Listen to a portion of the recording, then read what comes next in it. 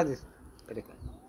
আজগবি শরীফ না? হ্যাঁ, ওই গানের ভিতরে কইছিলাম যে তুই যে এডে পাইছি রৈদ্র শরীফ বিনয় সরকার যাই হলো ছিল, তা আমি কি যে যে যে প্রশ্নটা আমার করছি এ কি তোর কোরআন শরীফে আছে?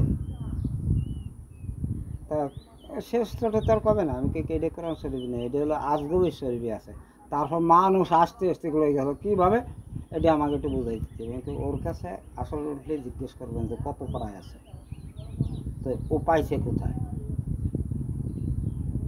এই কথাটাও পাইছে কোথায়, তো আজগবি শরীফ, তো ওই সেই শরীফের নামটা কই, তাই ওর কাছে জিজ্ঞেস করি। কোরআন শরীফ তো মানুষের সব জাতিতে কোরআন শরীফ যে সালাম করে, সব জাতি, জাতি মানে সব ধর্মের লোকে, জাতি তো দুটি, নারী আর পুরুষ।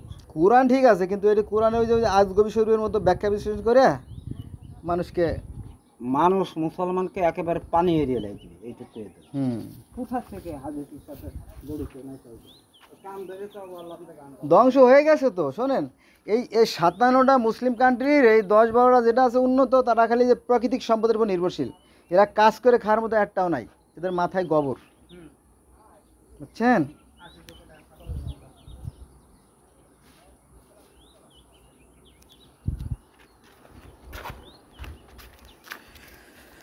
হ্যাঁ, এই লোকটা বলতেছে যে আজগবি শরীফের কথা তারা কোথায় পায়, অর্থাৎ আলেমরা তাদের মন গড়া যে ব্যাখ্যা বিশ্লেষণগুলো করে থাকে সেই তার দাবি।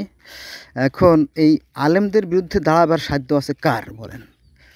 যেই দাঁড়াবে সেই মার খাবে, কারণ সেখানে এক ধরনের অসুস্থ নির্বোধ কিছু লোক আছে যারা বেহুশ, জান্নাত আর হুর গেলেমানের লোভে তাদেরকে নিয়ে একটা দুষ্ট চক্র সৃষ্টি হয়েছে আর কি।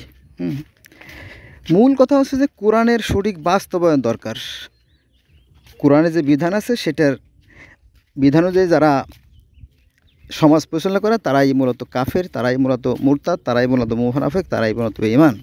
কিন্তু ইসলামের আইন কোথাও নাই, শুধু মুখে মুখে কিছু লোকরে ধোঁকা দিয়ে আলেমরা তাদের পেট ভরে।